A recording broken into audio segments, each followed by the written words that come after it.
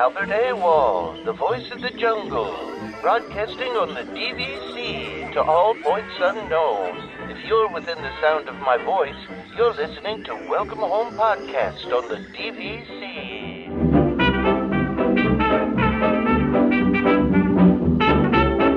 Hello and welcome home. Thank you for joining us on episode 126 of Welcome Home, a Disney Parks and Vacation Club podcast. I'm Tom. I'm here with Trevor and Damon. What's up, guys? Hey, good morning. Hey. I was saying before we started, guys, that I got invited onto the Geekin' on WDW podcast. I'm going to go do that show this week. So that should be fun. Yeah. Do a nice little trip report over there. There you go. So he did ours, and now I'm going to go do his. So, and then once you guys he's active in the group too. His too. Yeah, I noticed that he's been very active in our group. Yeah, which is always nice. Yeah. Mm-hmm. So we started getting some versions of the haunted river country shirt. So that's cool. Yeah. Hopefully next week we should have the final stuff. Yeah, I think everybody's been enjoying the little pieces that you've been sharing in the Facebook group, Damon. So yeah, I think it came out good so far. I'm excited for that to come out. So you guys want to get right into questions, or let's start going. All right. Yeah, I mean, because last podcast we went for like 2 hours. So then again, it was we had a report in there that was a long time. So exactly, the trip report was needed, but I don't think we need to go 2 hours this time. All right, I guess I can ask the first one. So Dan says, a coworker of mine came to me asking about visiting Disney World. They've never been before, and we're looking for a recommendation for a hotel. 2 adults and 2 girls, 8 and 4. Money isn't an issue. Where would you suggest? And he said, I told them to stick with a monorail resort. I mean, I don't know. That's tough, isn't it, Trevor? It is and it isn't. I mean, it's the obvious answer at the end of the day, because honestly, I would say, first pick would be Contemporary / Bay Lake Tower, because, if you've got an 8 and a 4-year-old, you don't want to be traveling very far, and they would probably spend a lot of their time at the Magic Kingdom at that age. I would think so. I mean, go ahead, Damon. Sorry. No, I was just saying, I mean, I could definitely understand. I mean, there is something to be said about the monorail in terms of it showing up quicker, right? And then being easier just to get on and off. 4 is tough, right? 4 years old is tough. Yeah. See, I would go Animal Kingdom here. Because of the animals. Yeah, because of the animals. You're so far away from everything. That bus rides are terrible. But then you also have the animals right outside your window. Like that's a huge thing for kids. 3. Okay. When you have a 4 and an 8-year-old, I think it changes. Are you trying to say 4 and 8-year-olds aren't into animals? Well, they are, but no, there's I'm saying that bus ride is long. Yeah, I get that, but. And the thing you have to factor in is that, the 8-year-old is not going to sit still and be like, oh, look at animals all day. The 4-year-old is closer to that. So you need something in the middle. And unfortunately, like I know what you're saying, Tom, is Animal Kingdom is a great place to stay. For one kid, I feel like. I think that's the differentiator. 1 kid is different than 2. 2, I just don't think that bus ride is worth it, man. Yeah, because that's the thing, is you got to think about commute time is a huge thing, because, when you've got 2 kids that are wound up or, they're crashing at the end of the day, you don't really want to be getting on a bus for 20 minutes or driving, trying to get back to your hotel. That's why I said Contemporary, because that turns into, if you're at Magic Kingdom, it's either, hey, you can wait for the monorail, or if you really want to get back, and assuming they have a stroller, you can just walk down the path and you're back home before, everybody else is even to their cars. I agree. I think the other thing with Animal Kingdom is you have that food, right? So you're talking about a 4 and an 8-year-old too. It's a little bit of a different food palette, and maybe they're adventurous eaters. They have kids that are not they're chicken nuggets and mac and cheese. But here's the thing: he puts money isn't an issue. So I'm thinking that they're not going to necessarily want to do that sort of level of eating. There might be a little bit of a higher level of eating involved. And you're just, again, unless they're really into that sort of food, that's tough there too. I don't see the benefit. I really don't. I mean, the Poly is that monorail up still at Poly? No, the monorail station is closed at the moment. They're still reconstructing it. It's supposed to be back open by the summertime, though. So it's still close enough to you can still walk to the TTC from there as well. I don't know if I'd want to do that with the young kids either, but again, I think if the monorail's up, that would be my choice. Again, there's no date on this. It's this, when you put money isn't an issue, it changes the whole process of what you're thinking, right? Because to me, that sounds like they're not going to be happy with chicken nuggets and mac and cheese. Yeah, it's more about, the convenience and the general impression, right? It's not about, yeah. I like Animal Kingdom a lot, and I agree with what Tom's saying, but I don't think it's a first trip hotel. Yeah. It's a great hotel, but it's not a first trip at that age in general. It's just too far away from stuff, right? It sets this precedent of like, wow, that bus ride's long. Like, even me, I get mad at that bus ride as an adult. I can't imagine with kids. Yeah. Well, and the trip to Magic Kingdom from there is the longest, right? So I don't think it's that bad of a bus ride to like Epcot or Hollywood Studios, but to Magic Kingdom, it does feel like it's the longest. Yeah, it's not a monorail, that's for sure. Yeah. That's for sure. But no, I don't disagree with the monorail resort. I just like looking at the monorail resorts. It's like, I'm not saying they're not as kid friendly there. They are, obviously, but I feel like they're. Yeah. Well, if you're going to stay in Polynesian with a Moana room, like one of those new Moana rooms, that might be a good option, And again, that's assuming that Poly is open by the time they're going, because the DVC section is open, but the rest of it is still closed at the moment. Yeah. But I mean, those new Moana rooms might be like, if your kid's into Moana, that might be like a good option for you. And the location of that is great. I mean, Grand Floridian doesn't really have like all that much. I'm not gonna say it doesn't have much theming. Like it's not that like in your face Disney, like, there's some things like in the DVC area, it's like themed to like Mary Poppins, right? But like it's not like a those Moana rooms will be, or like one of the All Stars or something like that. It's a little more I guess just upscale and not as themed to Disney. It's more of just a nice hotel, Yeah, when somebody says money isn't an issue, All Stars and Pop come off the table immediately. Yeah, of course they do. Yeah, of course they do. Yeah. No, I'm not suggesting to stay at those. I'm just saying. but in terms of if you're talking about impressions for young kids as well, the Grand Floridian is actually, I know what you're saying is it looks like a very nice hotel, but it does have some elements in it that it's definitely tuned towards entertaining and impressing the kids. And also, if I know that it's not open yet, but they do have the character dining there is pretty interesting, because it has I believe it's a mix of princesses and then Alice in Wonderland, because you get like the Mad Hatter and stuff there. Yeah, right? they have like the little tea party thing. Yeah. And I'll say too, right by the beach there, they have the kids pool area, and their kids pool area is pretty cool. Like I kind of wanted to go over there and like hang out there, because it was like, one of those ones where they have the giant bucket of water that fills, and then like a bell rings and it pours the giant bucket of water, and there's like, water cannons and slides, and it just looked it was pretty cool for a kids area. It wasn't just like a slide in a little pool. Right. Yeah. And I think all the resorts actually have that now. I know the Poly has something similar. So yeah. I mean, really, again, I guess not knowing timing of when when Dan's coworker's going, it's probably between, my vote would be between the Grand Floridian and Contemporary. So Wilderness Lodge doesn't count for this one since it's not on the monorail. I mean, because I think that's a great resort too. But again, that boat ride is longer than you think. Well, I mean, it's not that bad. Tom has to come back when he's got 2 kids and they're 4 years old, and he's allowed to say that. I'm just saying, it's not that bad of a trip. You see kids there a lot. I mean, there's a lot of kids there. So. And the thing is I'm thinking of this because, I have one kid myself, but my brother actually has 2 girls. One is 9, one's 6.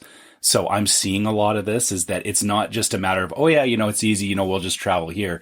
You've got 2 different kids fighting for different direction and stuff. So you have to. Well, yeah, and I think you're right, Trevor. When they're 4 years apart, it lends a different sort of mindset than when, like I said, my boys are 2 years apart, and they're barely 2 years apart, and it's like you can do one thing, right? It's really easy to do one thing, but 4 years, again, it's that length of time does make it a lot different, especially at that age. I would say, maybe not at 12 and 16. It's not so bad, right? Like you're kind of in that same sort of area, but 8 and 4 is totally different.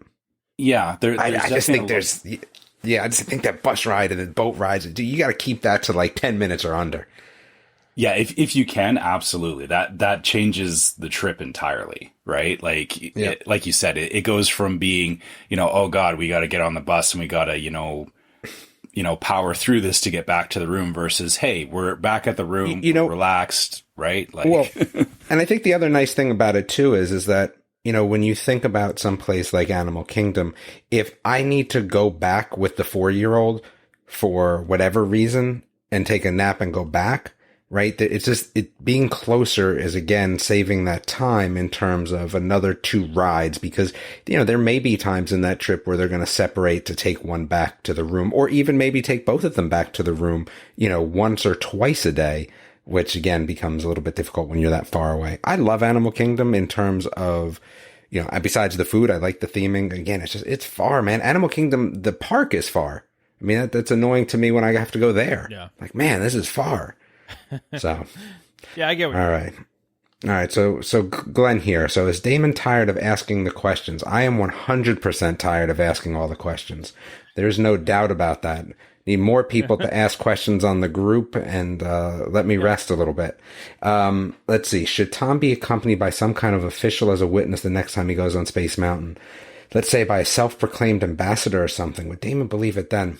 No, I don't think so. I think if Damon was on the ride with me, he wouldn't believe it. He'd think I hired a stunt double to be. I would do it. I think I have to see it in person to believe it, or if there was some sort of video. I think we're not pulling a Running Man here, right? We can't I guess it would be difficult to start morphing Tom's face onto, other people's body, but obviously possible, but I think I would believe a video. And the thing is, I think if I was called to task on a ride, I would have made sure I got a video of myself. I mean, I would just, make it was 7:30 in the morning. I thought a photographic evidence would be enough, but no, that's in this day and age, that's not even close to being enough. Did you, I can't Photoshop that well. Like, did you see our first logo? Like, I don't have the abilities to Photoshop. There's a lot of people on Fiverr. There's a lot of people on Fiverr that can do a lot of work for $5. That's all I'm saying. Oh my God, that's ridiculous. I don't have time to do things like that. That's why you pay people in Fiverr to do that. Yeah. I'd say, listen, I need to see it in person, and I want to know what the next ride is. So what's the next ride now that's on your list? Is it Rock and Roller Coaster? Is it Tower of Terror? Or wait, you go on Tower of Terror? I don't really have a list of rides that I wanted to go on. What rides haven't you gone on? Yeah, what have you missed, I guess? So Tower of Terror. I mean, obviously Space Mountain. I don't do Splash Mountain because I don't like boat rides in general. Okay. What? We've talked about this before. I don't like boat rides, man. I just don't. Splash. But you do Thunder. Yeah, I love Big Thunder. That's my favorite ride at Disney. That's we talked about. But no Rock and Roller Coaster, no Tower. Wait, no Rock and Roller Coaster. Yeah. Wait, no Rock and Roller Coaster. Yeah. No, neither one of those. No Tower of Terror. Yeah, no. We've talked about this before. I don't do well with the dropping. Slinky Dog. I've done Slinky. Dog? Yeah, I've done Slinky. Yeah. Okay. Yeah, we've run that one. So just the big boy rides. It's just those couple, yeah, really. Yeah, the big boy rides. Okay, the big boy rides. Yeah, no, I don't do well with that dropping feeling. That's not a good thing. But there's a drop in Slinky Dog.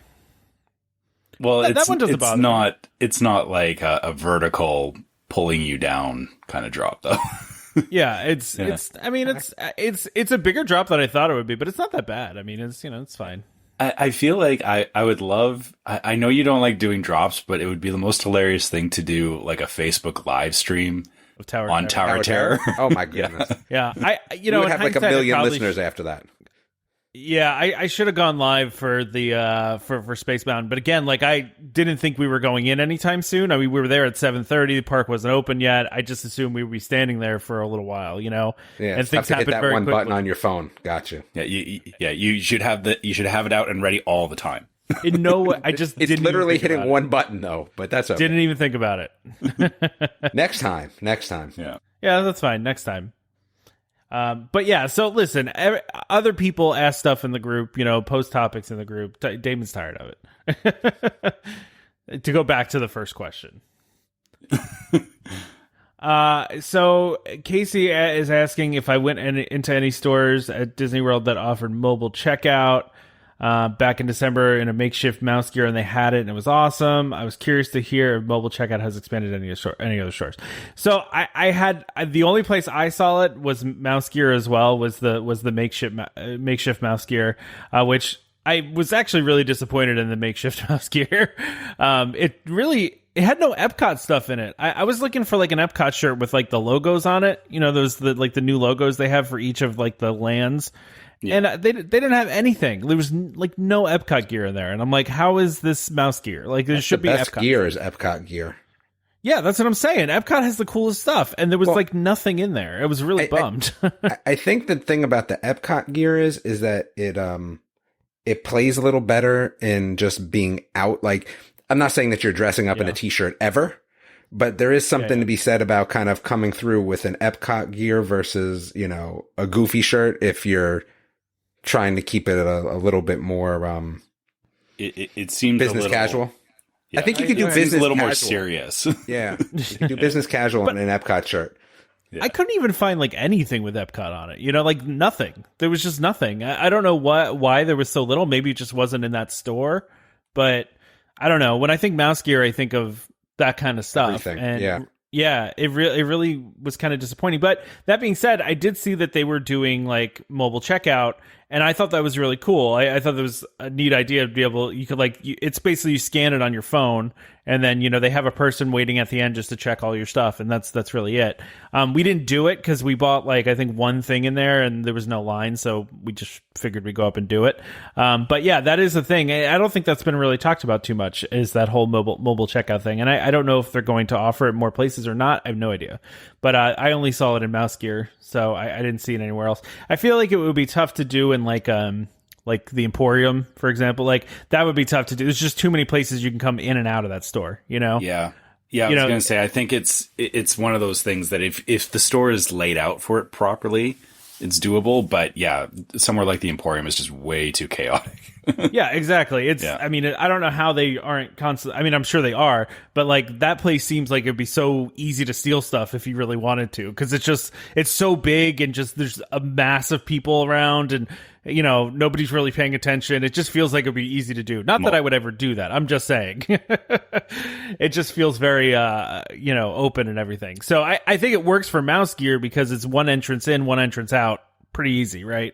But, you know, that's probably not going to be how it is in the future when the new one opens. So I think the thing about the Emporium is that they have enough security going on there that, you know, even if you got outside of the Emporium and technically stole something, they probably wouldn't tackle you until you got outside of the front gates, which is the bottleneck, right? Yeah, so. And I also don't think people realize, too, like, Disney has like undercover people there walking around. They have secure cameras everywhere. Like they see everything you're doing. Like, yeah, that's why I thought it was funny when people were getting like, there were some people that were upset about the whole facial recognition thing at the gates. It's like Disney sees your face from the second you walk, you know, onto the property, basically, to everything you do in that park outside of using the restrooms. Everything else, they see your face. So it's not, you know, even on the rides, obviously, because some of the rides, they have cameras where they have the screens where you can see yourself on the camera. So you know that you're constantly being recorded. Your face is constantly being seen. Yeah, I was bummed I couldn't try the facial recognition thing. I really wanted to, but anyway.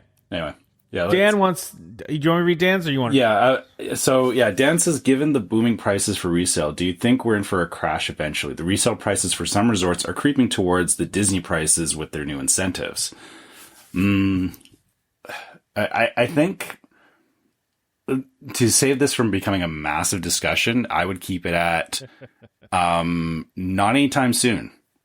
Yeah. Where like, I don't see any kind of crash anytime soon, because with the way things are going right now with, you know, pandemic and all that, there's no reason for the market to stop because people want to go. Yeah. So, yeah. I think I don't think it's going to be a crash. I think prices could come down at some point, but I think it's going to be more like a gradual, like kind of like the gradual creeping up that's happening right now. I feel like it'll gradually creep down because I don't think the prices will crash. But then again, I'm not an expert in this, but I just don't see them like crashing at any point. But I mean, listen, it's a good time to sell your contract if you want to. I've been thinking of. I've been, thinking a little bit about selling my one contract, the one that's the not the same use year as the other two. Just because the prices are so good right now, and I've been looking maybe to dump that contract. So I don't know. We'll have to see. But yeah, I don't know if it's going to really crash though. It's interesting, and I did see too that Disney just upped a couple of the direct prices too. So. Obviously, there's demand for it, and when there's demand, it's the price are going to keep going up, right? Yeah, so. Like I said, it right now I don't see the demand going away anytime soon. So, well, and if you look at like DVC resale market, they're saying basically they can't keep contract. I mean, they're selling contracts faster than they can come in, right? I mean, yeah, exactly. So it's a little challenging. So yeah. All right, I stole this question from last week, so this is a good one. So Chris says. But seriously, which Disney princess or character do you find to be overrated from story to engagement perspective? Overrated. I personally think Cinderella's overrated. Yeah, even though I know she has a whole castle in the park and everything, I just I don't like it. I've never liked the Cinderella story. Like, I don't like watching the movie, and it just seems very, I don't know. It seems very boring. Yeah, I don't know. I've never been a fan of Cinderella either. I hate to go the same way as you there, but like a lot of like maybe I just don't like the older ones as much. Like I'm not a huge like Snow White fan either. I'm just kind of like, all right, Snow White, cool. Like, it's not something that I'm really interested that, that's like my favorite or anything like that. So. Beauty and the Beast. One? Yeah, Beauty and the Beast. You're going after Belle. All right. I don't love it. No, I just don't really love it. All right. I have to say, I really love Michelle's question. I can't. Okay, so Michelle asked, "What's your least favorite personalized shirt you've seen someone wearing at Disney?" Oh my gosh, I don't even remember. Like. I'll say. Go ahead. Sorry, Trevor. Go. Sorry. Go ahead, Trevor. No, go ahead. You go ahead. I was just gonna say the ones that I don't care for, the innuendo ones. To be honest with you, like you're still at Disney at the end of the day. I don't think I can particularly pick out one per se, but those are the ones I'm kind of like you're. Yeah, it's a little much. So I would say I would not like those. And then ones that I like, I don't know if there's one that's ever really stood out to me that I'm like, oh, that's awesome. I mean, until, it's Haunted River Country, but then, outside of that one. I feel like feel like it's more that I've seen too many of the same ones. Like there's so few unoriginal ones anymore. Like, cause like the most expensive day ever, or like the dad wears the shirt that says just here to pay for everything. Or, you know what I mean? Like there's like I saw so many of those on the last trip, and I'm just like it's all the same shirt now. Like, you're going to do the custom shirts. Now, I will say there was one that I saw on the last trip where it said Disney, it's a Disney World Family Trip 2021. And then it said underneath it in like a little subtitle, the one where we had to wear masks. And I thought that one was kind of clever. Like as a different way, to identify that trip. At least it was one that I hadn't seen. But yeah, I also don't like. I always thought the ones were stupid. Like, what was it? I went to the bathroom at Disney or whatever. Like that one. I was like, I don't even get why it's not even funny. It's like, it's just. And I like humor like that in general, but like that's just it's not a funny joke. Like it doesn't even make sense. I like the ones where like there's like 30 people all on like a family reunion one. Those are what I would say if I was going to have to pick my favorite ones. Then I'm going to go with those because I like that. That's nice that people are, you know what I mean? That people do a trip like that. So I can kind of respect that. Yeah, with like the whole family, and then they all. You got to have over 10 people, though. Yeah, you got to have over 10 people. Yeah, it's got to be that mob of like bright yellow shirts. That you exactly. Yeah. I did see some. These weren't necessarily personalized, but like I realized that the shirts I saw some EPCOT shirts that had like all the logos on it, like I'm talking about, and so I kept looking for them around the parks and realized that those were actually custom shirts and not, ones that people bought off of like Redbubble or off of TeePublic or whatever. They weren't ones that they were selling in the park. So like I like that kind of stuff when you take some of like not necessarily the obscure Disney stuff, but like the more subtle stuff, Yeah, it like you said, it's stuff that looks like it could be sold by Disney, but it's like they never did it. Yep. Yeah, I think I enjoy that kind of stuff, and I agree with you, Damon, that the whole people wearing the innuendo shirts or whatever. The problem I find is that people find one and they're like, oh, that's funny, and then you see like 20 people with it, and it's like, yeah, you almost question if they're actually selling the shirt. Like if Disney's selling the shirt, because there's so many people that think that they're being clever by wearing the shirt. So, yeah, if one person wears it, it's clever, right? If you see it constantly, then like the most expensive day ever shirt was probably great the first time that someone saw it, and now half of Disney's wearing it, and it's like it's not funny or clever anymore. It's like it's overdone. It's just an eye roll. Yeah. Yeah, exactly. So it's like we get it. Disney's expensive. Haha, funny, right? I get it. But I like some of that stuff though. Like before Disney started selling the ones with the monorail announcement. That was a great shirt that I would see every once in a while. But I think Disney started selling I know they sell a mug right now anyway. The please stand clear of the doors, and then the Spanish portion of it, which I can't remember all the words to, so I don't want to butcher it. Yeah, but I cannot pronounce it correctly either, so I'm going to try. Yeah. But you know what I'm talking about. Like yeah, and then there, like I actually had one for the Matterhorn it was because Matterhorn has its own Spanish spiel. And I had that on a shirt at one point too, which, same thing is, you never found that stuff in the park for the longest time. And it was nice having a unique shirt like that. But I saw one this last time I was there that had the Jurassic Park, like T-Rex bones with a Mickey hat on, and it said wrong park. And I thought that was kind of funny. Like that was at least something different. Yeah. Trying to think. That sounds good. Yeah, that was a pretty good one. I was like, that's a good one. I like it. Yeah, kind of stepping outside of the, I guess getting a little meta about the theme parks is okay, as long as it's not like I feel there's even a line to cross there as well, that it gets to be a little ridiculous. Yeah. I also noticed a lot of people too, like I saw a family of 4 and it was like mom, dad, boy, girl, kid, and the mom and the girl were coordinated in their outfits, and the dad and the son were coordinated. And I was like, all right, that's kind of fun.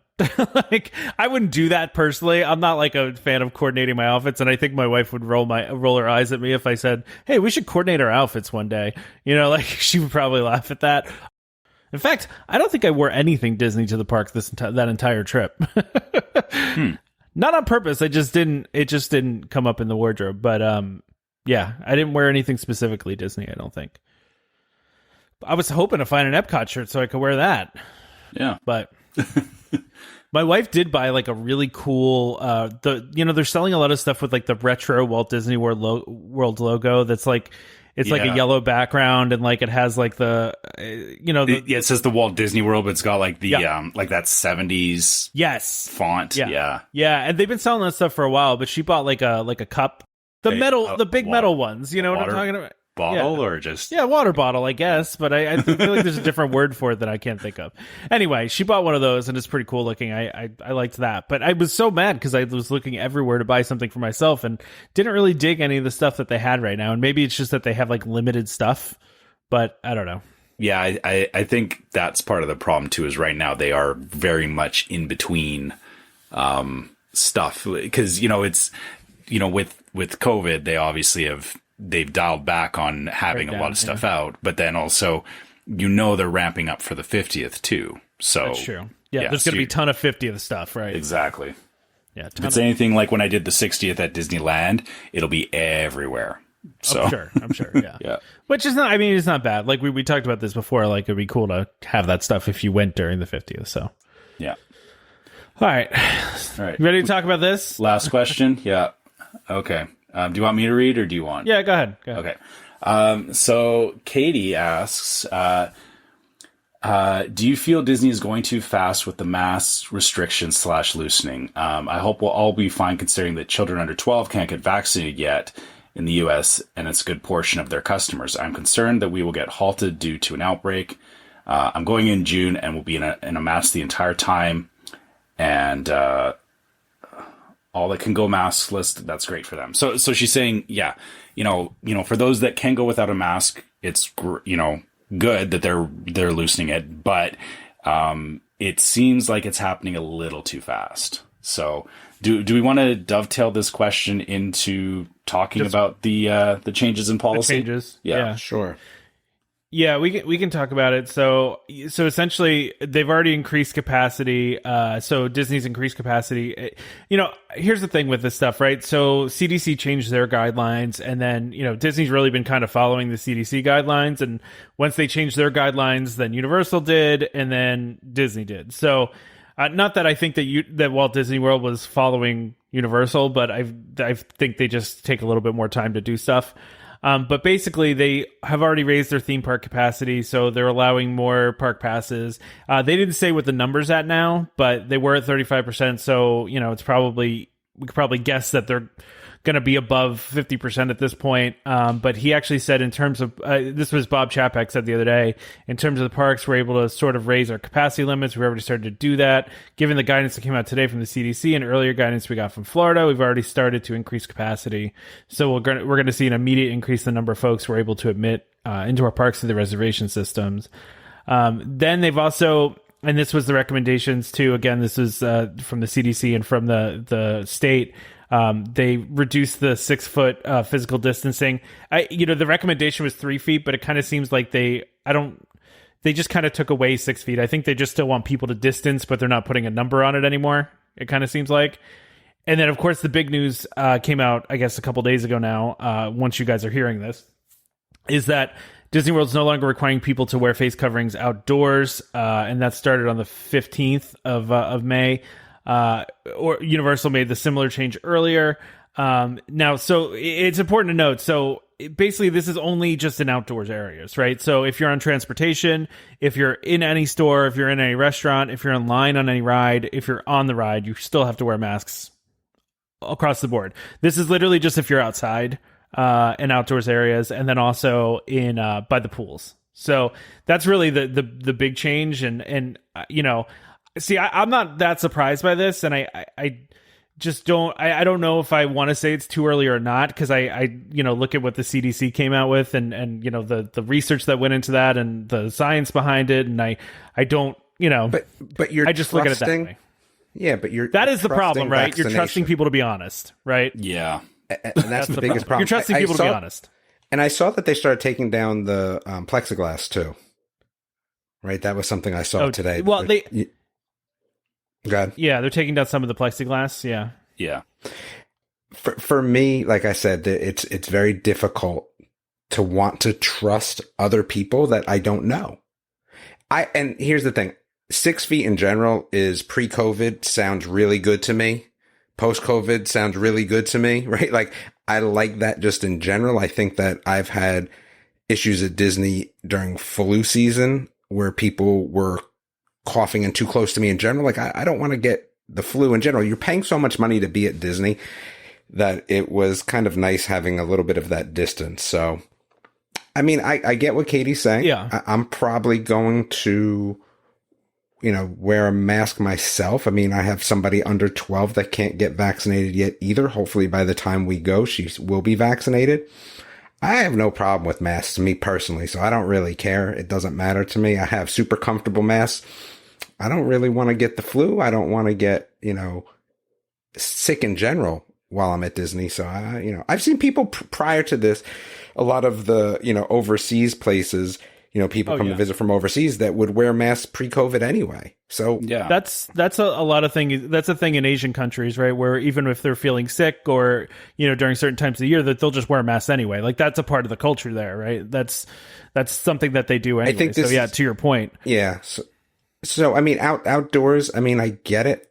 So again, it is what it is, but I still, I don't love it. Like I said, I wish there was some sort of 6 feet rule in general at Disney. Right? I got to deal with BO. I got to deal with, sneezing, spit, BO in general, talking too loud, being inappropriate and you're too close, so I have to overhear you. There's a lot that happens within those 6 feet. I pay double to have that instituted. I have to say one of the things I liked the most about this last trip was that people that you had some space, so you didn't have people breathing down your neck all the time. Although there were still people that could not fathom the concept of the line and to stay behind the line that's in front of them. But it's you're always going to have that, and of course we also had cheerleaders behind us that every 5 minutes would just yell woo for no reason and start doing a cheer, which is But anyway, listen, I know, but I understand what you guys are saying. You're the problem with the whole thing, right? Is just trusting people to do the right thing. But I guess the idea of making it optional, so if you still want to wear one, you can. That's at least partial protection for you, right? I mean, it's not absolutely the full thing that you'd have. Yeah, I think that the mask policy I can kind of get on board with. It's the distancing policy that I'm not in love with. But I think, like I said, some of that may be just in general. Not even a pre-COVID, sure. That could be a pre-COVID thing I would have liked. It doesn't necessarily personal have to be space thing. You just personal space thing. Yeah. Absolutely. Because again, when we were down there, gosh, it must have been before we were going to go on a cruise, right? So you're talking, you got like $15,000 invested in a cruise, especially a 7-day Disney cruise. So, we get down there and we're going to, go do something prior to the cruise. And it's like, nobody gets sick. Like, no one get a cold, no one get the flu, no one get strep, no one get anything. It's $15,000 to be on this boat. I feel like that's the thing with Disney. Like, I don't want to be any sort of sick when I'm there. So that's why, like I said, for me, I take that distance all the time. That'd be great.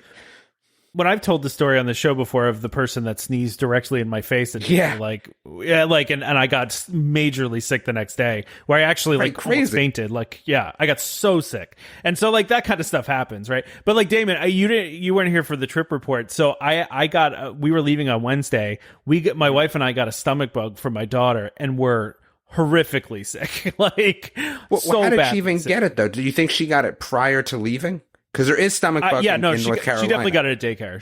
She got it from another kid at daycare. Got you. So you took it down. You were those people. Yeah. So, no, I didn't take it down. It was a 24-hour bug. We were fine the next day. We were totally fine the next day. Oh, you had it prior to going to. Yeah, it was just before we left. Yeah, exactly, before we left. But it was Monday, and my wife and I were feeling so sick that she looked at me at one point. She's like, "Are we gonna cancel this thing?" I'm like, man, I don't know. I don't want to cancel this trip just because we have a stomach bug. I'm like, if it lasts, we still had Tuesday before we were leaving on Wednesday. So I was like, if we still feel bad on Tuesday, we still got 2 days to get over this. Let's, I can deal with it driving, if we start to feel better. But it was one of those 24-hour bugs. But to your point, that's how it is, right? You're like, no one gets sick. And then on my last, my trip before this, my sister got strep throat, but it stinks. You don't want to get sick before these things. Yeah. You just mentioned cruising, by the way, Damon, and I forgot to put anything about the Wish on here, and I wasn't sure if you wanted to talk about. Did you see that thing for the Wish, the new room? Oh my god, that one room, the suite or whatever that you're never going to get and costs a crazy amount of money. Of course, to me that's just a fantasy, so there's no point, right? What's the discussion on it? I'll never be in there. I'll never use it. I'll never see it. It's not even a reality. So it's like it doesn't exist to me. Yeah, sorry. I mean, I'm off topic. No, that's fine because I'm kind of bent that there's no 7-day Wish cruises, and I get it's a new boat and all that. But to me, that's the most annoying thing because there's from cruising standpoint, a 3-day cruise, there's literally no time on a 3-day cruise where you're not getting into it, or upset because you're leaving it, right? There's no little window. Even a 4-day is the same. Maybe there's like a half an hour on the, second night that you're like, oh man, we still have a little bit of time left. That's why the 7-day is so good, because you have at least 2 to 3 days in the middle where you're like, this is nice. I think that happens even with Disney vacations. But I'm a little upset because I want to do the Wish. I'm sure we're going to end up doing the Wish. And I'm just like, 3 to 4 days is not going to be enough. So I think that was the only thing I was a little disappointed in terms of the Wish itself. And again, this is not in my hands. I told our friends, dude, just book it. I'll pay, just book, obviously for myself only, right? I said, just book me and I'll pay and I'll take over the, the payments for it. So I have no idea what's going to happen. I think that's going to be like a next week thing. All of a sudden I'm going to have, You're going to have a reservation on the Wish all of a sudden? Yeah, I'm going to have a reservation on the Wish for a day I didn't pick, for a room I didn't pick, and I just got to, spend the, $12,000 or $13,000 for it. But it is what it is. So sorry to go to that, but is there anything else we want to talk about with these COVID updates? I mean... So I don't think so. The last comment I want to make is that, I think there was too many things done too quickly. Like if they had just done the masks and left the 6 feet, I think that would have been better. Or, vice versa, if they wanted to, go to 3 feet and then keep the masks.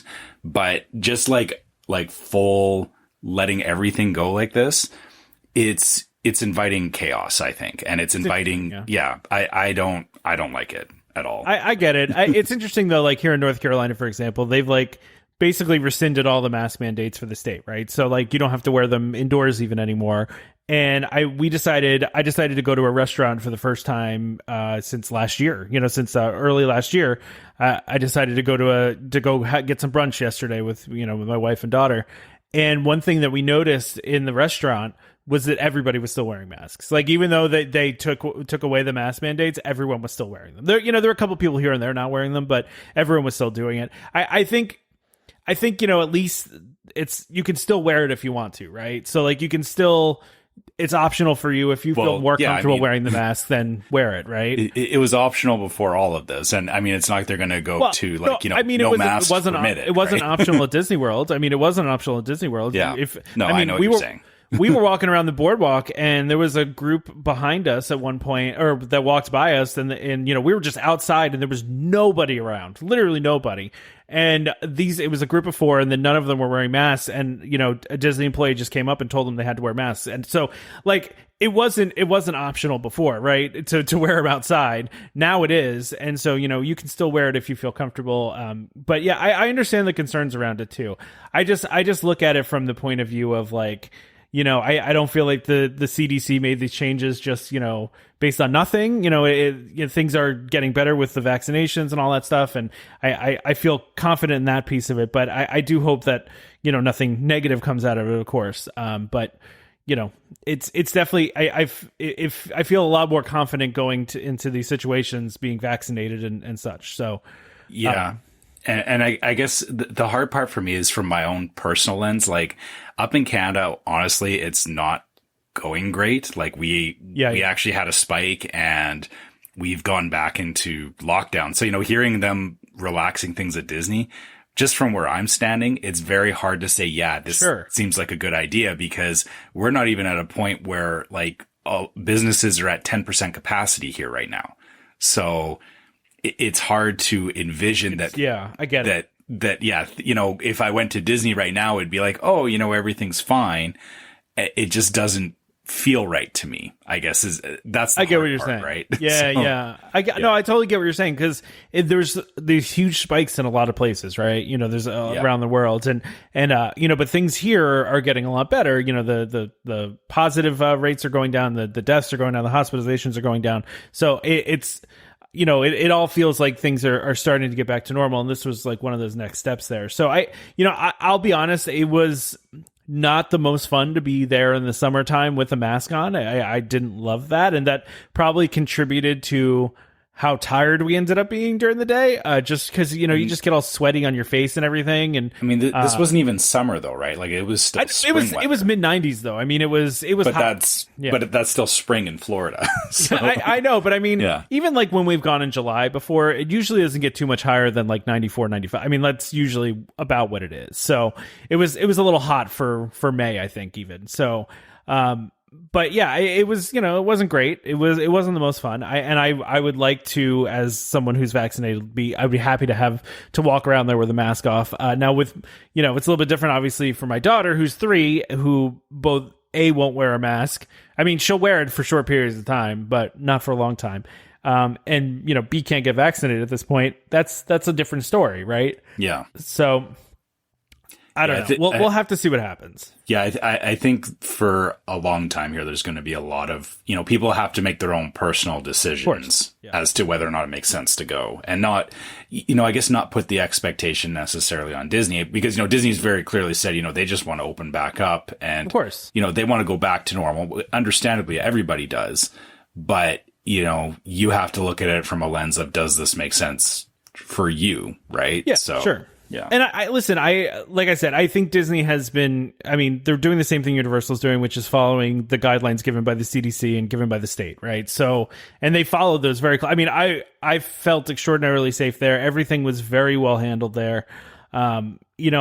So I do feel like they've been following very closely, and I feel like they are trying to do this carefully. I think they're trying to do it based on the guidelines, but obviously they are eager to open back up completely. And, just what, a couple days ago, they had their quarterly investor call, and the parks lost $1 billion last quarter. $1 billion with a B. That's a lot of money, mm-hmm. Even for Disney to lose $1 billion. So, and that's with the parks open. So, of course, they're going to be anxious to, open things back up. And also for, a lot of these rides, and I don't think I really mentioned this during my trip report. A lot of the rides, they were, loading every other row. Or, if you were, one of the reasons I think PhilharMagic was the longest wait for us was that they were only filling, they had it in like sections of 4 seats. So they had like 4 seats and then blocked off a couple seats. And then they have 4 seats and blocked off. So the theater didn't hold that many people like it usually does, so the capacity was much lower, makes the line much longer. And that's the case on a lot of this stuff. Like even People Mover had a long line because they were putting like 2 parties per train, right? So it was really like very few people were on each train. So, and now they're kind of relaxing some of that. But, I think I understand why people are like, wow, this is really fast and really kind of scary. But I get it, because we've been kind of living in this world for a long time now, and it's a little scary. But if you look at like a lot of the things that the CDC went through to make this decision, it makes you feel a little bit better about it, just because a lot of the science backs this up. So backs this idea up. So, but like you said, you have to count on people being honest about being vaccinated, and that's the problem, is that people will not be honest about it and will just do whatever they want. So, and it's a tough spot. But I also don't think they would have kept them in place with Universal taking them out. Like, there's no way if Universal, like they wouldn't have let Universal not have that and then them continue to do it. I just don't think they would have done it. I don't think it's fair to assume that they're looking at Universal and saying, well, if they're doing this, no, but I think this. Like that's Disney doesn't care. Like no, I know they don't care. I'm just saying, like, I don't think they want to be the park that's being more restrictive, and then people go, oh, well, I'm just going to go to Universal End because, I don't know. I just don't see them wanting that kind of distinction. You know what I mean? Yeah. I don't disagree with you, though. I don't think they really care what they do. Yeah. I think Disney, they're definitely looking at, they don't want to be the place where another outbreak starts. That's also true too. Yeah. That's which, is why they're, they have been slower on it, but I get it. I get that, they've had a lot of, reasoning and everything to, there's a balance between the safety and keeping the business running. And I get that. Like I said, I think this all comes down to, we all have our own personal feelings on this. And, it has to come from, as an individual, I think a lot of us right now are looking at going, I'm not okay with this. And that's just where it has to stop is, Disney can do what they want because it's their business, and there's going to be lots of people that are going to go because, they're either vaccinated or they didn't, they don't, I don't want to say they don't care, but they just don't see it as, as big of a priority as what some of us do. And, sure. You just have to kind of let that go, right? Is, for me, it's like, they're doing all this stuff now. My next trip's not until February. So I know a lot is going to change between now and then. And, by then it could be that this whole thing is, pretty much a non-issue. So hopefully, let's hope. Yeah. I mean, that's the hope is, by the time, I'm even thinking of actually setting foot in the park, it'll be at a point where, all this stuff is in the past and we were talking, you remember when they did this? Like, yeah. We'll forget about it pretty quick. Yeah. People forget about this stuff so quickly. You just, exactly, we'll move on and be like, oh yeah, that happened, but now we're back to normal. And I mean, it's interesting with this conversation though. Like, I think Disney now is going to move. I don't want to say that quickly because I don't think Disney does anything all that quickly, but I do think some of the things are going to start coming back now, right? So like some of the shows are going to start coming back that were gone before. There's already a rumor out there that the Laugh Floor is coming back because they started, they uncovered the poster for it and they started clearing up the line. So, that's probably only a matter of time before that comes back. And I wouldn't be shocked if fireworks come back pretty soon here, especially for the summertime. I mean, once they get into the summertime, I'm thinking Disney's going to want to have that stuff back and have the higher capacity. I think fireworks won't come back until the 3-foot rule is gone.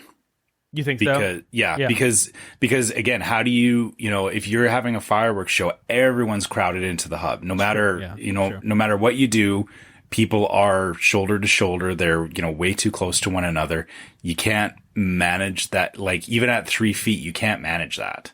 That's true. So, yeah. Well, I mean, I think they could bring fireworks back at like Epcot, right? Like, because Around the World Showcase is so much space, right? I think it's way worse than Magic Kingdom. It's a lot harder to manage at Magic Kingdom to me. Yeah, but even around World Showcase, like, I don't know about you, but like trying to find a spot sometimes. Again, people get right up against the railing. And they all crowd it. Like, no matter, anytime you talk about fireworks or any kind of spectacle, people instantly forget social distancing. That's true. Like, that's why they don't have stage shows or anything like that. And that's why, they haven't announced cavalcades, is because, the second that you say, hey, we're going to do this at 2:00, you've instantly got a crowd forming at 2:00. Yeah. That's true. That's true. Yeah. Well, we'll have to see what happens. I just think some of this stuff is going to start coming back. I agree. I think it's it's good that we're finally back on the right track. Like, it definitely, more and more as this news comes out, it's starting to feel more like the pre-COVID Disney. Yeah. I guess like that's what I'm seeing from watching vlogs and stuff like that, is that it is definitely getting back to normal. It's just part of it too is you have to find your own comfort level with it, right? And sure. And back to the point earlier about Damon's wearing masks. I'm in the same boat.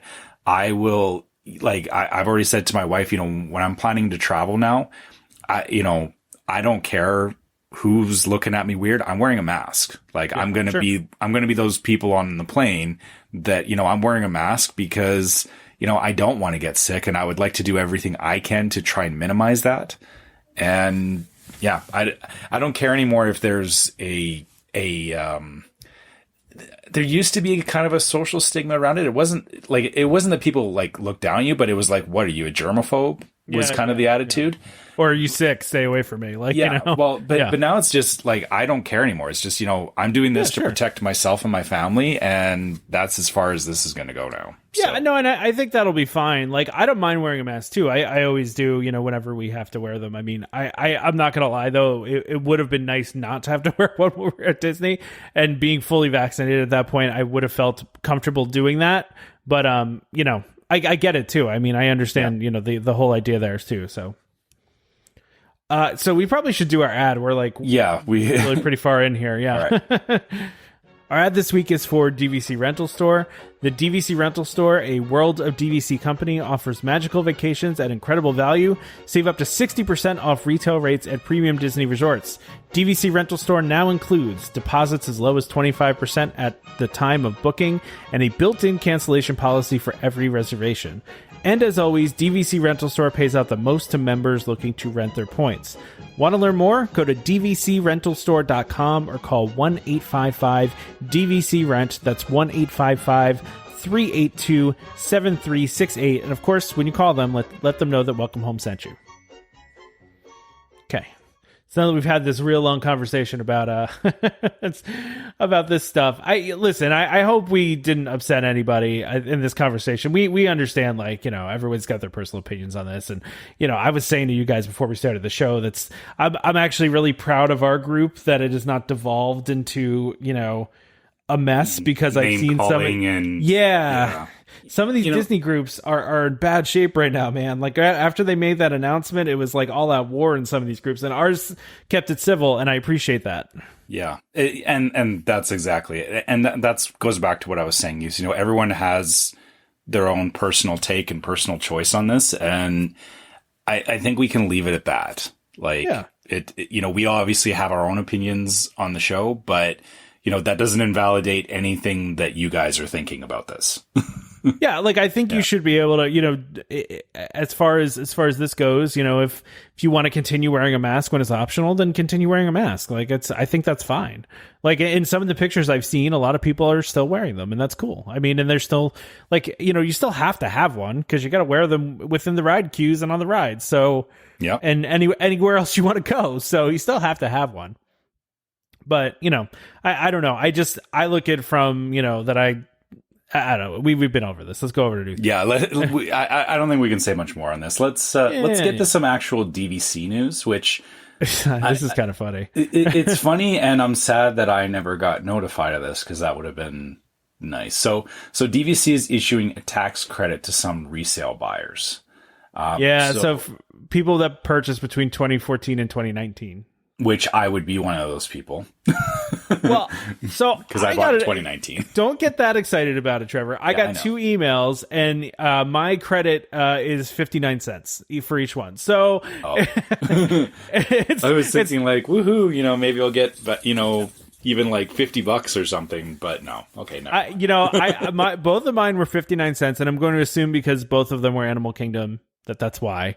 But I also noticed other people posting, and I saw some people it was $15, or I didn't see anybody over 50. I'll say that. All right. So it was a very small amount, but basically they overestimated what the property taxes were going to be, and then they ended up being lower, and so then they give us they give us everything back. So they give us a credit back for excess.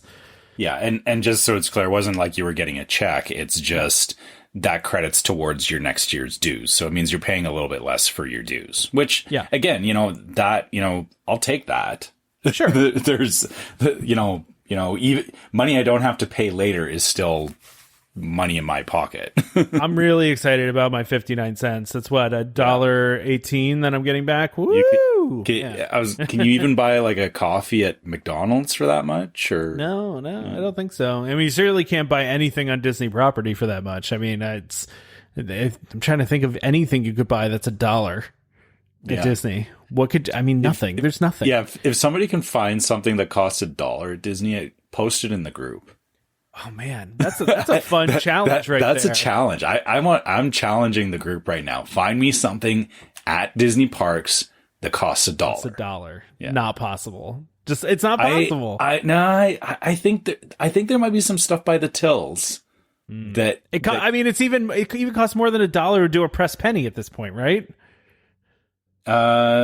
Yeah, are they? I think they're a couple dollars. You can still get the 51. No, because you can still do some of the crank ones. There's still a couple crank ones left. So, but okay, excluding press pennies, because that's kind of its own. That's its own thing. I'm talking about something that you would have to go and pay for at a till. Yeah. Find something that's $1. I don't think you can count add-ons at quick service restaurants either. $1 to add on a thing of the nacho cheese that comes out of the little machine. I don't think that counts. I want something that you've again, I don't want to be restaurant or, because again, that you can get into weird games with that. I want it to be something that you could find in the Emporium or at a resort. They have the what's it called? I'm totally blanking now. But where you can get all your like, you know how all the resorts, like they sell various stuff, like, you know, microwavable stuff, all that kind of stuff that you would find it like for like DVC rooms. There's got to be something somewhere that costs $1. Yeah. I like the scavenger hunt idea. It's a good contest idea. If you find it and post it on the Facebook group, we'll send you a pin or something. There we go. There you go. Done. Done. I don't have any more hats to send, so so I can't send you a hat because we don't have hats at the moment. We'll get more hats someday, but you know, maybe even a Haunted Mansion shirt. We'll see. Well, I'm not a Haunted Mansion, Haunted River Country. Wow, I'm just so used to saying Haunted Mansion. A Haunted River Country shirt. Yeah, I was going to say, Haunted Mansion's cool, but why would we send Haunted River Country shirt? Haunted River Country. Totally different places. Where Trevor and I are going to look like ourselves in ghost form, and Damon is some random entity that he decided to be. So I like how we look on how you and I look on the shirts. I think we look cool. I'm excited to see the finals. It's been cool watching this all kind of evolve from the initial idea, like from the idea to the sketch. And I mean, we've been talking about this for years and years and years. So it's like, I mean, I don't even remember. I don't remember what episode it came up in the first place, but it's been a couple years that we've been talking about making a shirt out of this. So just how it all kind of started. Like I think we started having a conversation, and then, you know, a couple of pictures and concepts, and then all of a sudden it was like, we're doing it. Yep, pretty much how it went. Yeah. Anyway, we should, we kind of went off topic here with the DVC news, but this DVC news prompted, you know, go find me something that costs $1 at Disney. I'll take 99 cents too. If you can find something 99 cents, I think that qualifies as well. Anything up to $1, I think, is fair. Like, it doesn't have to be exactly like, you know, I don't want to be that, like, that would be almost impossible, I think. Yeah. But, you know, anything up to $1. Well, because most of the time, the thing that would cost $1 is usually priced as 99 cents, right? So so let's go with 99 cents or anything below, right? And you know, I'm not going to start going on about tax and anything either. Yeah, but no, forget taxes. Yeah. This is the retail price. And again, I want it to be something that, like, not like a vending machine or something like that. It has to be like something that you can pick up and take to the till and buy for $1. I feel like this is an impossible task, and I love it. I really like that. I want to see what comes of it. I want to see if anybody actually finds something, because I'll be impressed. Yeah. I'll be impressed. Yeah, we may widen the scope later if nothing comes of it. If nobody can find it. Yeah. All right. So anyway. I have this story about, and I think this is kind of interesting, that the Star Wars Galactic Starcruiser will include signature services, so a white glove concierge. So they're now casting for cast members for signature services. So, you know, I look at this and I go, okay, you're going to be paying a whole lot of money for this. So I feel like it's probably a good idea to have like white glove service for somebody to, you know, like bring you whatever you need, right? Yeah. Well, and especially, you know, if you are staying at Disney, there will always be a scenario where, you know, somebody plans to go on the Starcruiser, but then they're like, oh, you know, I want, you know, something that you can only get at EPCOT, right? Yeah, like, I mean, I feel like this could, how far could you push that?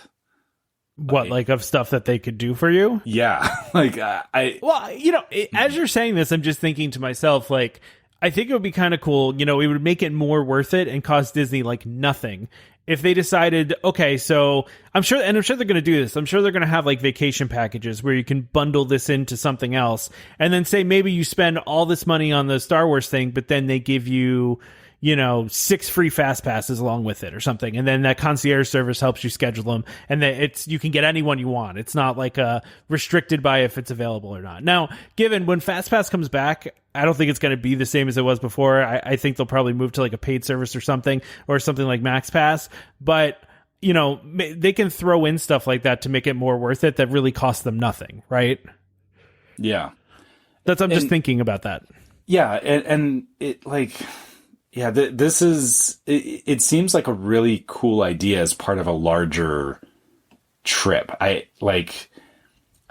guess then, my question would be, you know, would this be something that, like, if you could get it beyond the Starcruiser? Yeah, it seems like it's just going to be in the Starcruiser. Yeah. And I'd done this before, by the way. I did this for my honeymoon. We had concierge service. Okay. So how did that work then? Like when you stay club level, you have this, right? So like if you do club level, you get access to this, right? And so really what it was at the time was, and this was, quite a while ago now, but at the time we had an email address. And so I emailed them basically like, hey, we want to eat here, here, and here. We want to do a carriage ride. We want to do, this stuff. Can you book it for me? And they went and just booked everything for me, basically.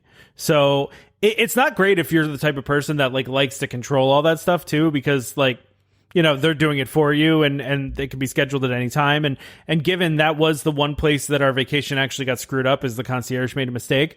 But again, they made up for it like, really well. But it was a nice service to have where I could just say, these are all the things I want to do. And they took care of setting everything up for me, Right. But, and again, that's where I was saying, that makes sense outside of the Starcruiser. But this is like, they say, the service can help with anything like from tickets, dining reservations, recreation, and more. But it's like, well, if you're on the Starcruiser, why, like you're already kind of doing that. So why do you need concierge? Or is it like you as you're on the Starcruiser, you're booking all this stuff for when you get off the Starcruiser? Like, do you see what I'm saying? That it kind of feels, it feels a little weird to me. Yeah. Maybe they can do that stuff though. Like maybe you'll be like, hey, so the first 2 days of my vacation are here, but then, we're moving over to Boardwalk. And then from there, like maybe they'll do all that stuff for you. They'll plan the whole vacation, if you want them to. I don't know. Right. It'll be interesting to see what this actually looks like, but I do think it's a smart move by them because it's something they can advertise, be like, hey, we know this costs a lot, but you also get concierge service, like, like, which this does cost them stuff, right? This costs them, they have to pay an employee to do this and many employees. I'm sure there's going to be a lot of them, but, I do think that they'll be able to like book stuff outside of that. So that's just my guess. Okay. Yeah. Yeah, I'm curious to see how. I mean, the Starcruiser itself, like I need to see how that's going to work first, and then like having an extra thing like this on top of it is like. Well, yeah, I know what you're saying, but a part of it too. You're also part of the story. You're on the Starcruiser itself is a luxury space liner, right? So. This kind of falls in with it, right? yeah. I guess if you've got, you can call and get whatever you want, which I mean, to me, that says like, if you don't like, particular food or something that they're offering on the Starcruiser, I mean, you could have stuff brought in from elsewhere in the parks, right? Yeah. Is this like butler service? Is that what this is like, or is it more of the concierge service that we have a club level where it's like they schedule stuff for you, they book stuff, or is it like the butler kind of service? I don't know. It seems like it's probably more of the more of like the concierge type thing, but I don't know. I think we'll have to wait and see, right? Yeah, exactly. It's interesting, but I mean, I'm already going to be spending a lot of money to stay here as it is. I don't know if I would be paying extra for concierge. Well, I think I'm guessing you're not going to have to pay extra. I think it's just going to be included. Like, really? Yeah. You don't think they'll have different levels of like the standard and the club level? I'm going to say no, because I really? think you're paying so much for this regardless of what level you're staying at. Like, regardless of what room you're staying at, you're paying a crazy amount of money to stay there, right? So, like... But we don't know that yet, though. I wonder if... Well, we're guessing. If we're just guessing. Tiered, yeah, we're guessing. Yeah. Yeah. But I think it's just going to be for everybody. That's just what my guess is going to be. I think, like, the whole hotel is going to be club level, because there's not that many rooms in that hotel. It's decently small. So I don't know. We're going to have to see. Okay. All right. Yeah. I'm leaning towards I wouldn't pay extra tiered. for it either, though, Trevor. Yeah. I would not pay extra for it. You're right. Yeah. That's the thing is if this was an additional thing on top of already paying for the Starcruiser, definitely not. Yeah. Like I can book my own stuff. Like I don't need them to book stuff for me. I just don't. Exactly. So yeah. So I really don't need that. I can do my own stuff, but I would not pay extra for that at all. All right, so Beverly. Listen, this is the least surprising thing I've read because we talked about this a couple weeks ago. I completely expected this to come back. Like Disney's basically confirmed through TikTok that Club Cool is going to have Beverly. This doesn't shock me at all. In fact, I think like I said, my theory on this whole thing is that they're going to have Coke freestyle machines and they're going to have all these cool flavors, but then they're also going to have opportunities for you to like customize it. So what if you could have like a raspberry Beverly? Would that make it different? Like give it a whole, you know what I mean? Like I'm saying, like give it some different kind of twist to it. I just feel like that's what they're going to go with. Those freestyle machines are so ubiquitous now. I just think that's what Club Cool is going to be.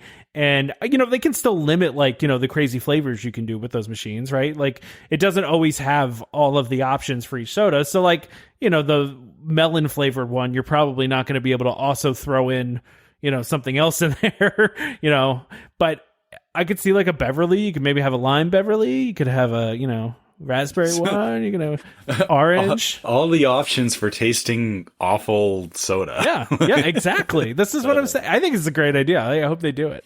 Well, technically nothing stopped you before either from mixing the different sodas together because, even with freestyle machines, you could, if you really wanted to do that, but I think the whole point of Beverly was that, Beverly is kind of a meme in and of itself. Of course. It was the thing that, let's try all these great sodas. And then here's the trap, which is, well, it's still going to be there. Yeah. And get your friends to try Beverly. I don't know if I feel the need to have like raspberry Beverly because at that point, you're not like, I never tried Beverly for the sake of appreciating the flavor. It was for the sake of getting the reaction out of somebody. Of course. Like, listen, a friend of mine that's a non-Disney friend. I think I told this story before, right? He's a non-Disney friend, but he knew we were down there and he was visiting one of my friends who was a cast member, who was, also one of my friends. So we all went out together one night. And he didn't know anything, right? He just was going to EPCOT he wanted to drink around the world, right? So my one friend is a cast member, and then there's my wife and I, and then there's this friend that knows nothing. So we go to Club Cool, and I say to him, like, oh man, you got to try this one soda, man. It's legendary. Like, you got to try this Beverly, right? And so and we convince, and I look at my friend that's a cast member, and she like immediately knows what I'm doing, right? Of course she knows. And she just goes, oh man, yeah, it's the best. Like everybody loves, like, so she jumps in, she knows the game, right? So yeah, so we get him there and he drinks it and just the look on his face was amazing, right? And that's what you do these for, right? Is to get people with that stuff. And I still think you'll be able to do that, right? It's not going to ruin that. You can still get people with it. Yeah, but so, what I'm saying is I don't need like 20 You don't need to try it with different flavors. Variations of it. I get it. Yeah, I'm just saying it might be fun to try that. Maybe it's good with one of those flavors in it. I somehow doubt that. Awful doesn't suddenly taste better when you add raspberry to it. There are some people that like Beverly, though. Like, there are people that genuinely like drinking it. So okay, well, I'm not one of them. I'm just saying that people exist.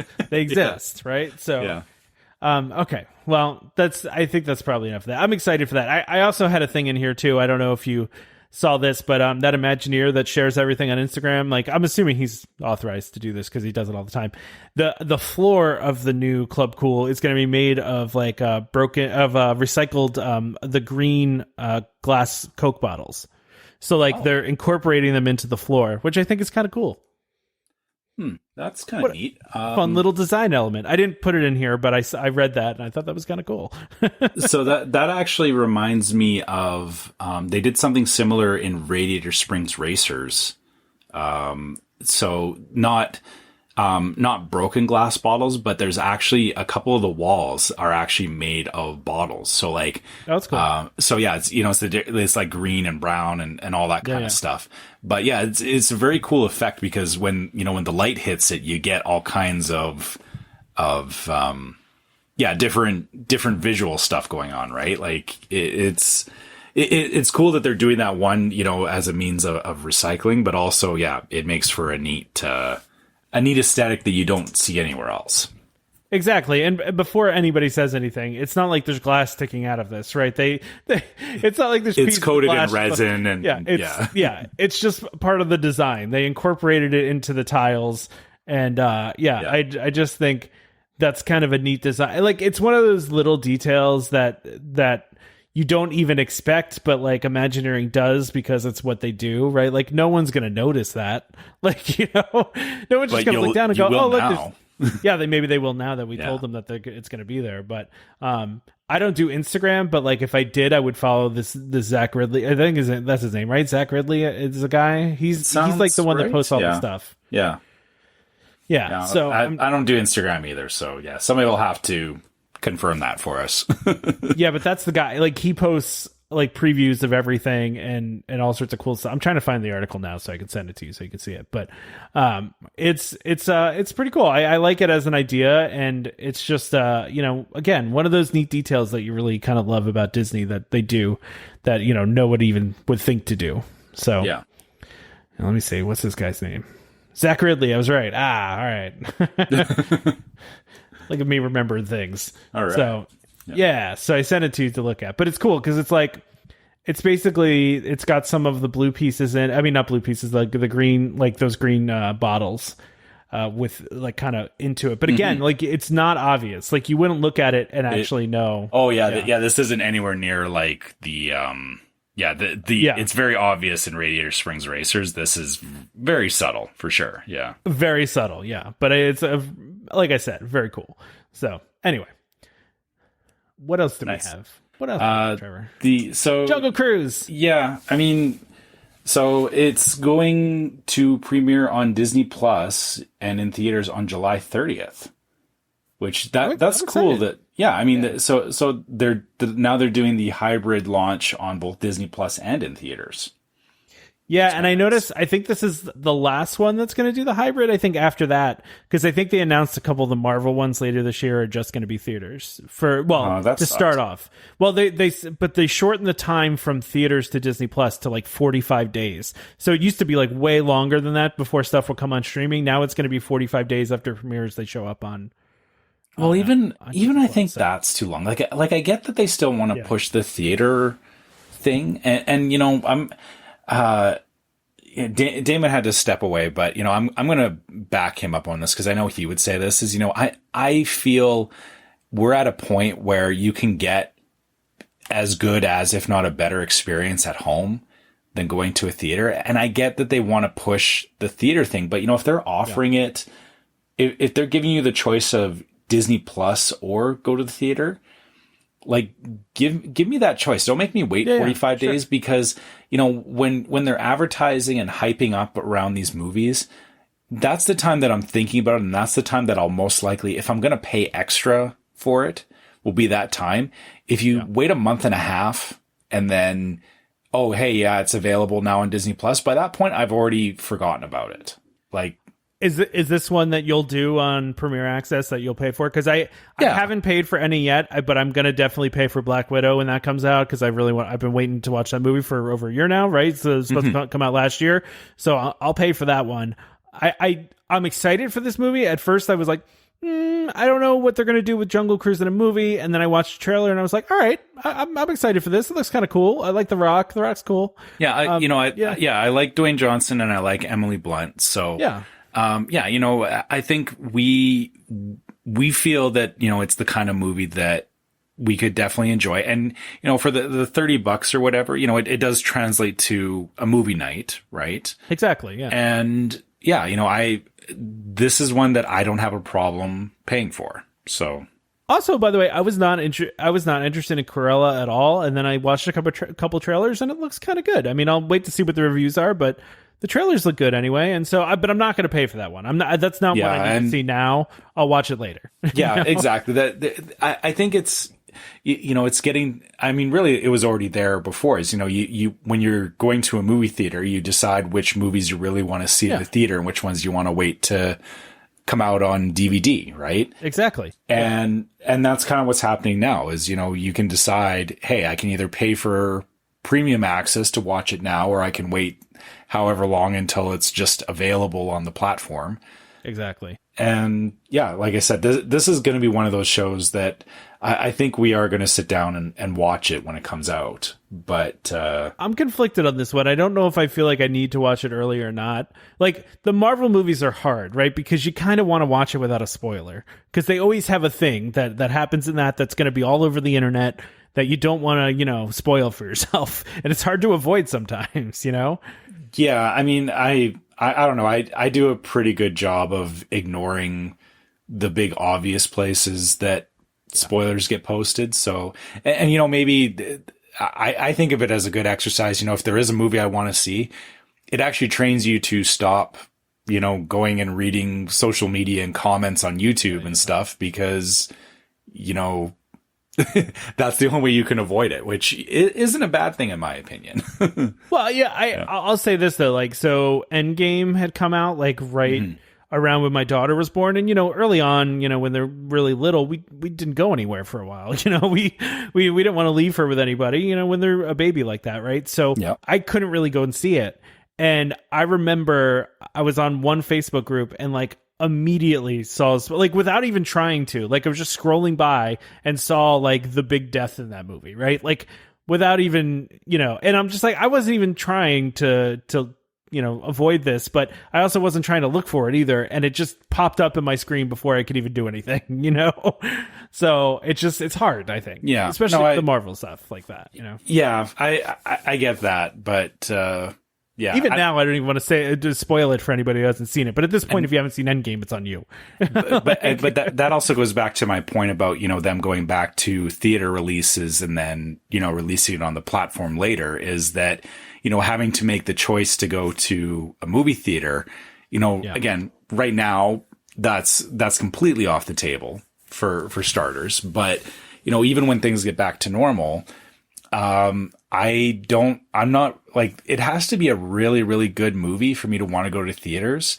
And I feel like they're kind of missing the boat if they don't, if they didn't offer it on Disney Plus.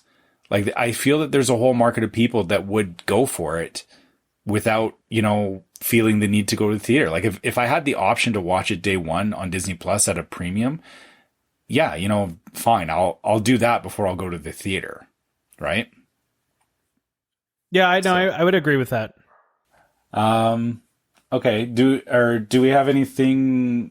I don't think we need to go any more into Jungle Cruise. No, I've probably had enough of that. Yeah. Why don't we? So you have a rumor on here that EPCOT Forever may return soon before Harmonious debuts. So they may go back to running EPCOT Forever before they switch over to Harmonious. Yeah. Which I guess I thought that they were doing testing for Harmonious. They have been, yeah. They've been doing a lot of testing. Yeah, but I guess maybe... Oh, yeah, okay. And so then they're saying, if EPCOT Forever does return, it's expected it'll be without the kites. Due to the fact, I was going to say it's hard to run Epcot Forever because you had the boats going around the lagoon. Yeah, the lagoon was wide open and they could do that before. Yeah, like so it wouldn't really be the same show that they were running before everything got shut down. Yeah, that's definitely true. Like it would be very different. But I mean, if they just want to have a fireworks show, then sure. I mean, because it seems like Harmonious is either not ready to go yet. I mean, they've been testing it, but it looks like honestly, just from what I saw, Trevor, like in person, it looks like the biggest, most complicated show that they've ever put together for sure. Like not even close to anything else, because just the way those barges are set up, and like I've seen some testing of like the fountains and stuff like that, it just looks like it's a beast, right? I mean, and even if it is ready, they probably don't want to debut it now. They probably want to wait. I mean, I assume that we wouldn't see it until around the 50th. So yeah, that's what I was thinking too. Yeah, later this year, which I guess if they got to a point where they were running fireworks shows regularly before then, I could see that. But this goes back to my point earlier about, they're not, until the 3-foot distancing goes away, you're not going to see any fireworks shows. So, I get the rumor that, they're going to do this as a stopgap to get them to Harmonious. But I think, Disney may just approach it from the standpoint of, we don't need to do anything. And I'm leaning towards, this is, first of all, this is a rumor. Yeah. And I don't see it happening. I see them just, not doing fireworks until they're ready to. I get that. I have also seen, though, the sentiment from fans online already. As soon as they made the rule change for the distancing and the masks, the first thing I saw was like, okay, now bring back fireworks. I saw like 5 or 6 people, so I think there's probably that sentiment amongst a lot of people. Now, whether Disney, I think they care about that, but at the same time, they're going to do what they're going to do. Right. So, you could be right about that. I mean, if they feel like they need them over the summer, like I would think that maybe, one of the other things that came out of the Bob Chapek call the other day was he said that interest in attending the parks was almost at a pre-pandemic level, which means a whole lot of people want to come now. Right. Of course, yeah. Yeah, exactly. Right. So with that, they're going to have to start doing some of that stuff, right? Because I feel like with some of these, right now with the limited capacity and a lot of the things not being there, you're getting a lot of like the hardcore people, the people that are huge Disney fans. I don't know how many people are doing their first trip during this time. I hope you wouldn't do it during this time because it's not the time to do it. You're missing a lot of the things, but I think they're going to need that stuff at some point. If they get themselves to, whatever their capacity is, they're going to need to start doing that stuff. But I get your point too. Until that distancing stuff goes away, they're not really going to be able to do this. I just think EPCOT's the one place they really could do it just because of how big the World Showcase is. But again, with how large the barges are for Harmonious, and I mean, they are extraordinarily large. You won't be able to see anything going on the other side of the lagoon. Although, that whole thing is kind of performed in like a couple different areas, so you can see it happening in a couple different areas. So you'd probably be okay, but it's just the viewing's not going to be as good. Well, but yeah, it's a circular viewing area. So yeah, like you said, no matter what you do, it's not going to you're never going to be in the best spot. And I'm sure that they factored that into it. But like I said, going back to the whole, will they do fireworks or not? And people chomping at the bit for it. I think that, Disney's looking at going, we would love to just start doing fireworks again. But until there's no distancing requirements, because even at EPCOT, like I know what you're saying that, they can spread people out around World Showcase. Unless you've got people there actually like managing crowds like that, it's not going to work. People will ball up. People will instantly forget social distancing because they just want to get to the front of the, get closest to the rail, or, people will just stop. Like it happens all the time where people are just walking and all of a sudden fireworks go off and they dead stop because, ooh, shiny, right? Like, well, that's, it's funny with all the changes to the parks. The one thing that hasn't changed is people that have, no awareness of their surroundings and just stop in the middle of a walkway when they're walking, and the people that block exits and entrances, like that all still was there. Yeah. I don't doubt it. I mean, yeah. But I tell you, like, the thing that drives me the craziest is when people like are just walking and then all of a sudden just stop right where they are, and they're just like, oh no, there's nobody behind you. No, why would there be? Or the people that just completely block an exit to something. There were several times where there were people just completely blocking exits where no one could come out, and people were like building up because they couldn't come out. And then, sometimes people just don't notice. It's stuff that drives me crazy. But I was hoping there'd be less of that with less capacity, but it was still there. It was all still there. I guess one thought on that, for me personally, if I just went to a dead stop as I was walking, I would be terrified of somebody slamming into the back of me. I don't get that, because that's, to me, that's the worst thing. Having somebody just run into you is, for starters, uncomfortable. But then if somebody is going fast enough, you're going to get hurt. Why would you invite that? I don't get it. Yeah, it's true. It's true. The one thing that was different in that last trip, I didn't see, I wasn't getting nicked by scooters and strollers as much as in the past, getting hit in the ankles. Mm-hmm. That was not happening as much. But yeah, no, I've never understood that either. I don't understand any of that behavior. It's how do you not realize you're blocking the whole exit to somewhere? How do you just not or at least one person in the group go, hey guys, we're blocking this whole exit. Let's move. Like, you know. Well, usually, so yeah, if you have at least one person in the group that's aware of it, then that doesn't happen because they'll, usher everybody off to the side, right? Yeah, exactly. Yeah. Exactly. All right, let's go ahead and wrap up. We're like at an hour and a half here, so let's go ahead and wrap this thing up.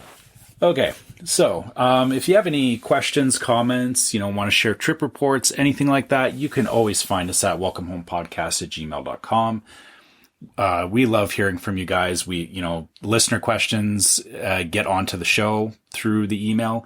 And, I always love hearing from people after the fact. They're like, I can't believe you read our questions. It's like, why wouldn't we? Because we love hearing from you guys. Do. So yeah, we always read questions. We try to anyway. I mean, listen, not every question gets on the show, and it's not always because the question is like not good, or it's sometimes we just have too many questions, or it's not relevant for that week, or yeah, there's reasons.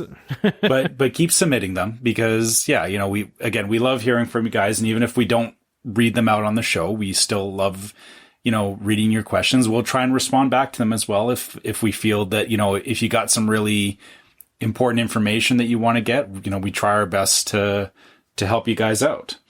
Also to that end, if you don't want to email us, you can always find us on Facebook as Welcome Home Podcast.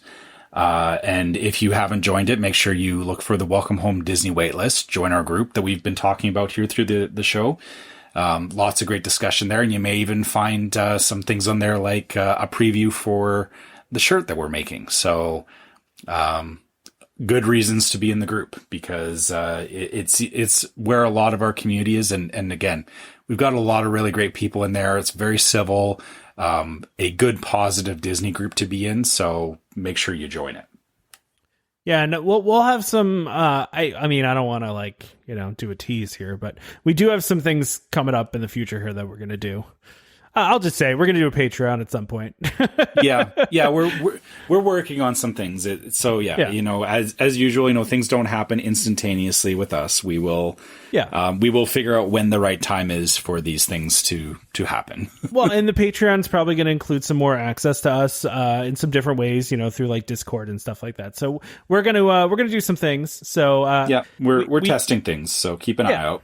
Yeah. Yeah, when we get around to them. I'm just kidding. Exactly. We are going to do this stuff at some point. And, honestly, the only reason we want to do it is to grow the show even more. And we posted something in the Facebook group about this. And I couldn't believe, Trevor, how many people were just like, I just want to give you guys some money just because I've listened to you so often and I just want to give back. And I'm like, that's crazy to me. I love that. And I feel so nice. But anything that we get from Patreon is going to go back into the show anyway. We don't line our pockets with anything. So exactly. Exactly. We don't get paid to do this. We just put everything back into the show and trying to grow and try to make it better. So we appreciate, all you guys and, for wanting to participate in such a thing. So we've been talking about it for a long time. It's just, something we're going to get around. So like I said, we're not there yet, but stay tuned. And if you want to stay up to date on stuff, like I said, the Facebook group is the best way right now. Obviously that may change as time goes on, but that is the place for now. And I will continue to mention that we have a YouTube channel and an Instagram. So the YouTube channel is Welcome Home Podcast. Again, as we, it's still hard right now. I know you didn't get a chance to post any YouTube stuff on your trip, but as we get back more to normal again, there will be more stuff on there. Same thing with Instagram is, obviously, you had a lot of great Instagram stuff on your trip, Tom. Yeah. Make sure you guys follow us there. Instagram is called Welcome Home Pics. So, make sure you guys check that out. And last but not least, if you guys want some merchandise, so, talking about giving back to the show, t-shirts, mugs, masks, all that kind of stuff, you can get that on store.welcomehomepodcast.com. And which may move at some point. But for now that's where everything is. And that one should always be good. We'll just redirect store to go somewhere else, but we might have a different provider at some point. Exactly. And it's, so this is all, we've been talking about this Haunted River Country shirt. All this is factoring into that. So you may see the store change. So, if you guys have checked out the store, it may be good to go back and check it out again in the future. We'll of course let you guys know when we've got some updated info on that. But by the way, too, we've seen a lot of people comment like, please make sure you have, smalls or women's, sizes or, women's styles or, XXXL. We're going to do this through either through like Amazon, who does, shirts or through like a Redbubble. So they're going to have, stock of all that stuff. It's not something we're going to print ourselves and send out to you guys, just because it's a lot more difficult to do that, obviously, a lot more time consuming. And plus, like you guys are talking about, you're worried about us having enough of each stock size. Like, it makes more sense to do it print on demand, and that way we make sure we have enough of every size. So every size should be able to be accommodated with what we're going to do, and every, there'll be different styles. You can get sweatshirts, all that fun stuff. So yeah, exactly. So like we said, keep an eye out for that coming hopefully soon. It is all working. Yeah, it's all working in the background. So we'll let you guys know as soon as it's there.